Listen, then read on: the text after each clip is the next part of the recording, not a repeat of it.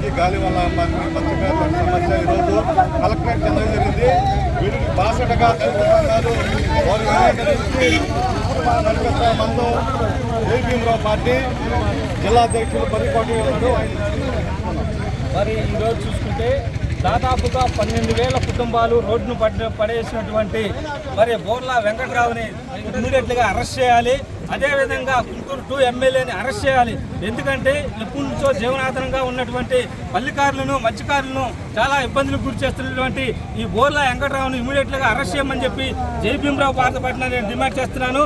అదేవిధంగా మరి అక్కడ ఉన్నటువంటి శ్రీమూర్తిని ఆక్రమించుకొని గత వారం రోజుల్లోనే రిజిస్ట్రేషన్ చేసినటువంటి మరి ఎవరైతే ఉన్నారో సబ్ రిజిస్టర్ని కూడా ఇమ్మీడియట్గా అరెస్ట్ చేయాలని చెప్పి జయభీమరావు పార్టీ డిమాండ్ చేస్తున్నాను.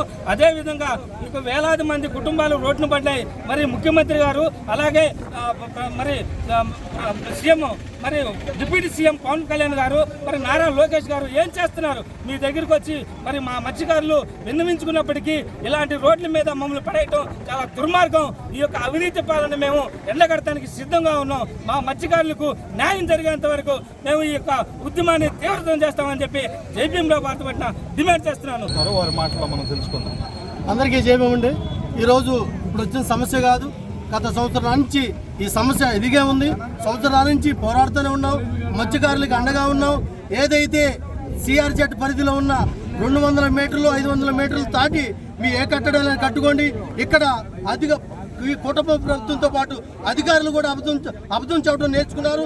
ఇక్కడ తేటతెల్లుగా ఈ జిల్లా కలెక్టర్ అయిన ఈ మురళీకృష్ణ గారు కూడా అబద్ధం చెప్పడానికి నేర్చుకున్నారు.